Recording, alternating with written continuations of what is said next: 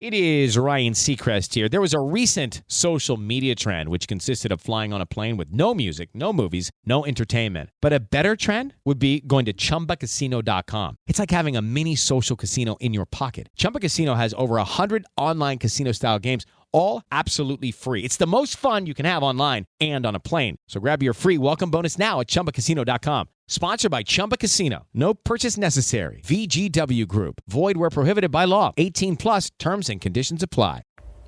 Okay, so this is the Harvard Light. I give a conservative perspective about the world around me. So, as I do, feedback is important, as I like to say. Feel free to reach out to me, email, Substack, and so on. I'll link those for you.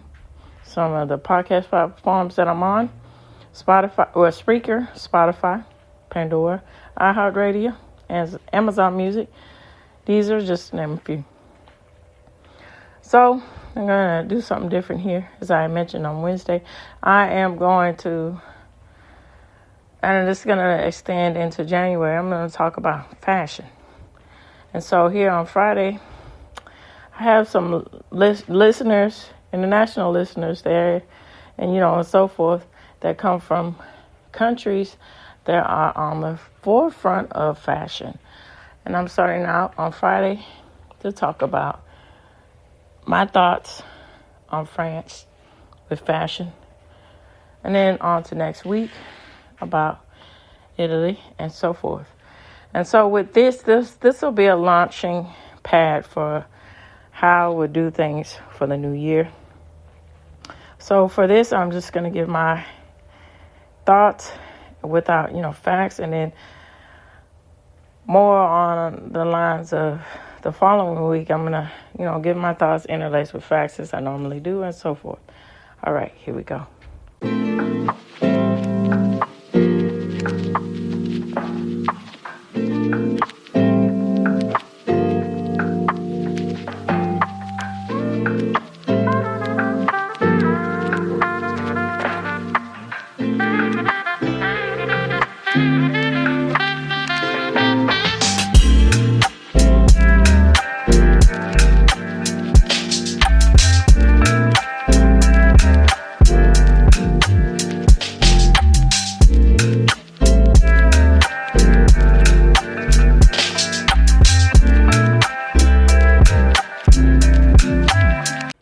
And so with France,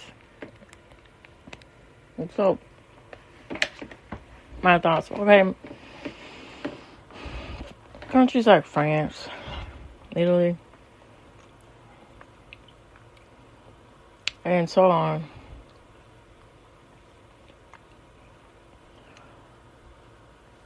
let's talk about, the aspect of what are their concepts of fashion. And so, all the concept in fashion in general. And so, with that, what I notice and what I, friends from the past and everything, and say a lot of times that, the French style is quite classic, when you get in the aspects of it, clean cut or something that's, you would see, from the aspects of clean cut, like J. Crew type of style. But also France is at the cusp of cutting edge, as far as doing things avant-garde and all these aspects. So that's the whole concept that I think that I want to talk about with the turning point with fashion. So I appreciate the functionality that comes when things are designed for everyday use or the aspect of elegant wear and so forth. But when you get into the aspect of, fashion for fashion's sakes, it's one of those things where, I don't know, I appreciate it, but, it can get, out of control, where I think you're erasing the point of what fashion getting the stereotype of being pretentious. So, you know, okay, so for instance, okay, Katie, you gotta be quiet. Yeah, it's nighttime right now, so my babies. So, Katie, you gotta be quiet, baby, okay? And so, you know, that a designer like Betsy Johnson, for instance. And so, when I was a teenager and so forth and all this, and then, you know, as late as now, you know, or about 6 or 7 years ago, you know, still interested in Betsy Johnson, but you know, she does things with the aspect of Gitchy stuff, and it's sort of like, you know, and then with the aspect of her fashion shows where she does all these things with doing cartwheels on the stage and everything, and doing something that's unconventional from what you probably typically would expect to see in a runway, particularly when you talk about the runways of France, Paris, and Milan and Italy, stuff like that. You know, it's structured, fast-paced, putting on a show. You know, of course, you know, she's putting on a show, but it's laid back. It's not so demure. It's more in your face, you know, happy, cutting edge, really youthful. And so with this, you know, there's designers that takes the liberty to do that with, I just want to just be the trendsetter, and I have to, you know, do things that even my models need help or assisting with when they're on the runway. And so, I don't know. I think, you know, fashion for fashion's sake isn't for everybody. And then, you know, that turns a lot of people off, I think, with it. And when typically if you ask somebody, what do you think about fashion? They'll say, well, I think it's pretentious BS because of this, you know, the frou-frou, she kind of crap going on. That's not for me. Or, you know, I like particular brands, they stand out to me for, you know, certain amounts of reasons. And so, you know, when you get into that cultivates, you know, what the culture is saying about themselves. And so this leads to the aspects of me talking about France. And so, you know, with France, people look towards, you know, that are, you know, fashionistas or in the fashion world or so forth, look towards France. Hey, y'all, cut that out. Look towards France for examples of how to implement their styles. And so, from Louis Vuitton, certain aspects. Hold on, baby.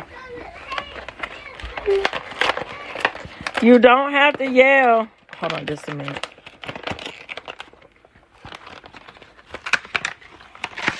Here, baby. You're welcome, sweetheart. You know, brands, for instance, go on to Louis Vuitton. So, this example. And, so it has that French. It has that French connection there with, you know, with Louis Vuitton. But